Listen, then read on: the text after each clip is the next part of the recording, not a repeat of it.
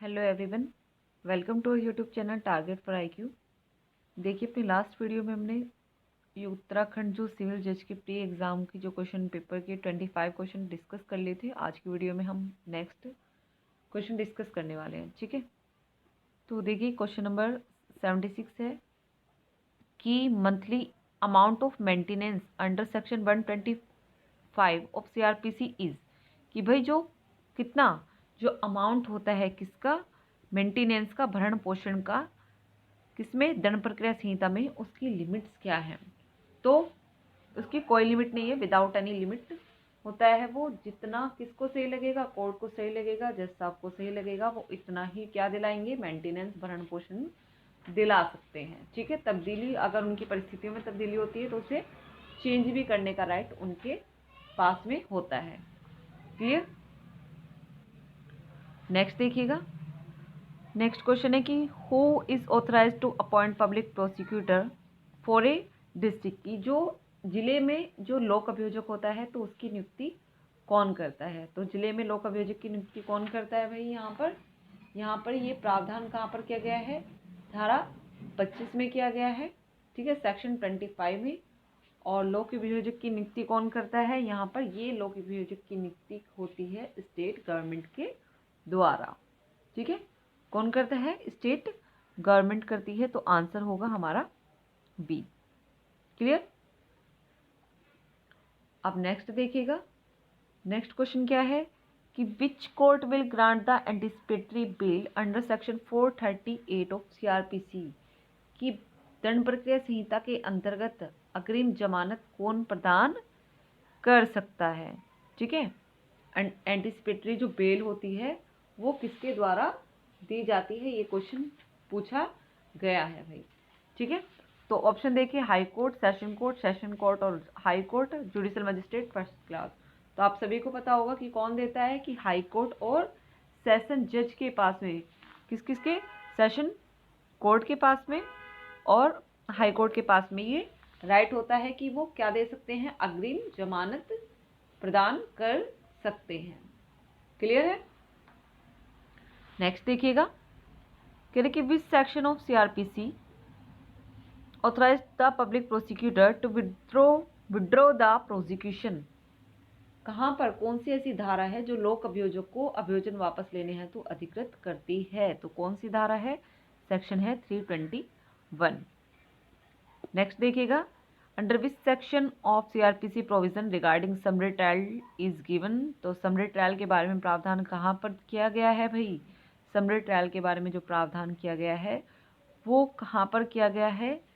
तो summary trial के बारे में जो प्रावधान है वो है किसकी बात कर रहे हैं, समरी ट्रायल की बात कर रहा है ना। तो 360 से इसमें आंसर में देखते हैं जरा, 260 से 265 तक किया गया है।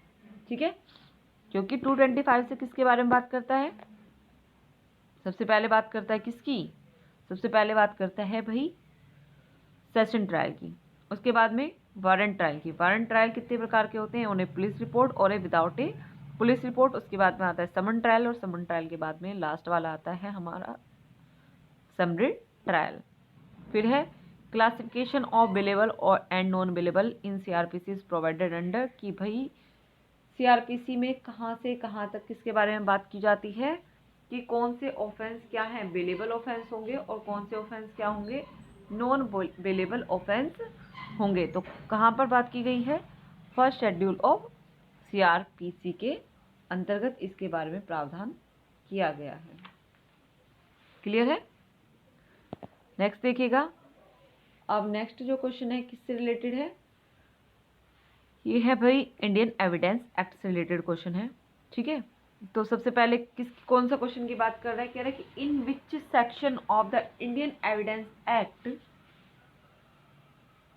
Presumption as to dowry death is provided, कि भारतीय साक्ष्य अधिनियम का कौन सी ऐसी धारा है जो किसकी बात करती है, कि जो मृत्यु हो जाती है किससे, दहेज मृत्यु के बारे में उपधारणा करती है। ठीक है, तो कौन सी धारा है, 113 बी। कौन सी है, 113 बी जो धारा है वो दहेज मृत्यु के बारे में उपधारणा करती है। क्लियर है।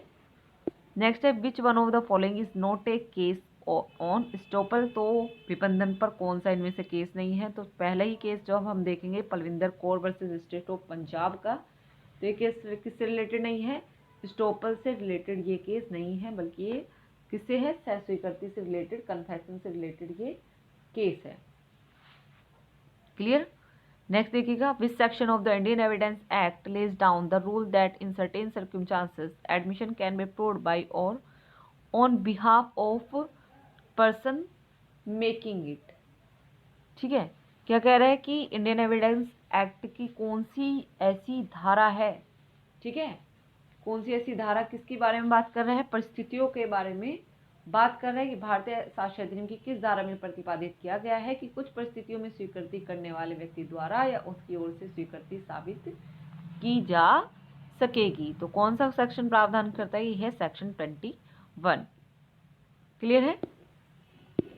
देखिएगा अगर आपको ये पीडीएफ चाहिए तो आप हमारा public channel target for I की ज्वाइन कर सकते हैं, जिसमें ये आपको ये क्वेश्चन पेपर की पीडीएफ प्रोवाइड करा दी जाएगी, हिंदी और इंग्लिश मीडियम दोनों में होगी। ठीक है, अब नेक्स्ट क्वेश्चन देख लेते हैं। Who can make an admission under Indian evidence act. की स्वीकृति कौन, कि इंडियन एविडेंस एक्ट के अंतर्गत स्वीकृति किसके द्वारा की जा सकती है। ठीक है, तो भाई किसके द्वारा की जा सकती है, आप क्या करेंगे, ऑप्शन देखेंगे सबसे पहले, है ना। तो कौन, कार्रवाई से संबंधित जो विटनेस होगा वो, कार्रवाई से संबंधित जो पक्षकार होगा वो, या एक अन्य पक्षकार, या फिर न्यायालय। तो कार्यकारी से संबंधित जो पक्षकार होंगे, जो कार्रवाई से संबंधित जो पक्षकार होते हैं, ए पार्टी टू प्रोसीडिंग, तो वही क्या कर सकते हैं, स्वीकृति कर सकते हैं। नेक्स्ट है under Indian evidence act photo of A building is. कि साक्ष्य अधिनियम के अंतर्गत भवन का फोटोग्राफ क्या होता है, क्या होता है भाई, ये सेकेंडरी एविडेंस माना जाता है। ठीक है, नेक्स्ट देखिएगा विच of the following is the best evidence. कि बेस्ट एविडेंस क्या होता है, कि डायरेक्ट एविडेंस क्या माना जाता है, प्रत्यक्ष साक्ष्य को ही क्या माना जाता है, बेस्ट एविडेंस माना जाता है, सबसे अच्छा साक्ष्य माना जाता है। नेक्स्ट है कि under which section of the Indian evidence act जज is empowered to ask any question relevant और इरेलीवेंट टू ए विटनेस और a party to a suit. कि भारतीय साक्ष्य अधिनियम की किस धारा के अंतर्गत एक न्यायाधीश वाद के पक्षकार या गवाह से सुसंगत या असंगत प्रश्न पूछने के लिए अधिकृत किया गया है। तो ये है सेक्शन 165 भाई। क्लियर है। नेक्स्ट देखिएगा in which of the following cases constitutionality of section 73 of the Indian Evidence Act was challenged for violation of article 23 of the Constitution। की निम्नलिखित में से किस केस में साक्ष्य अधिनियम की धारा 73 की संवैधानिकता को संविधान की धारा 20(3) के अतिक्रमण के आधार पर चुनौती दी गई थी। तो इस केस का जो आप आंसर हैं वो मुझे कमेंट बॉक्स में बताएंगे, है ना। नेक्स्ट देखिएगा which one of the following is not a case on dying declaration. Dying declaration पर इनमें से कौन सा वाद नहीं है। तो केस देख लेते हैं कौन कौन सा है। तो ये कह रहे हैं Ratan Gaur versus state of Bihar का केस दे रहे हैं, है ना।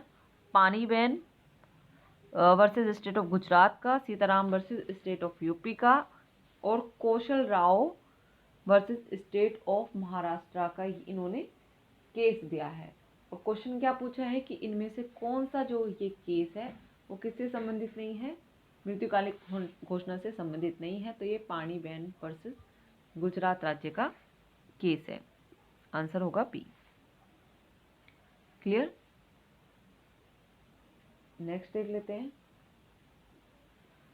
विच one of the following in which section of the Indian evidence act the words to term form part of the same transaction are provided. रेस जस्टे के सिद्धांत के बारे में बात करता है। और ये सेक्शन कौन सा है, सेक्शन है हमारा 6। ठीक है, एक ही समव्यवहार का भाग होने के बारे में ये बात कर रहा है कि कौन सी धारा है जो एक ही समव्यवहार का भाग होने के बारे में उसी समव्यवहार का भाग बनने शब्दों का प्रावधान करती है। नेक्स्ट देखिएगा under which section of the Indian evidence act the words facts not otherwise relevant become relevant are provided. वे तथ्य जो अन्यथा सुसंगत नहीं है वे भी सुसंगत हो जाते हैं का प्रावधान किस धारा में दिया गया है। तो ये दिया गया है सेक्शन 11 में। किस में दिया गया है, सेक्शन 11 में दिया गया है। ठीक है, क्लियर है। अब नेक्स्ट देख लेते हैं।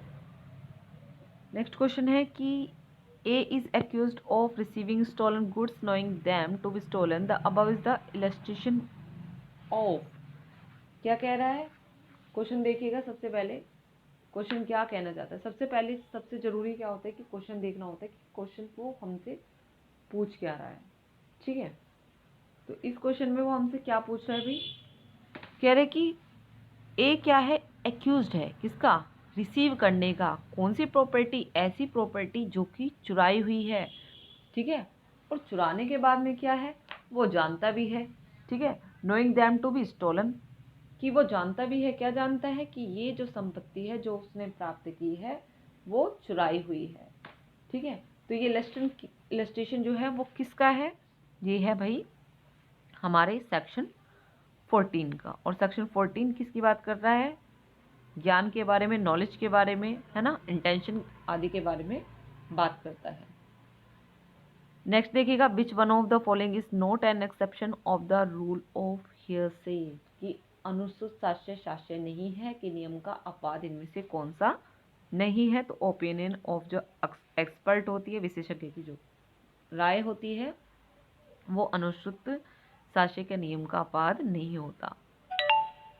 नेक्स्ट देखिए, the form of dying declaration is, कि जो प्रारूप है, मृत्युकालिक घोषणा का जो प्रारूप है, क्या वो महत्वपूर्ण है।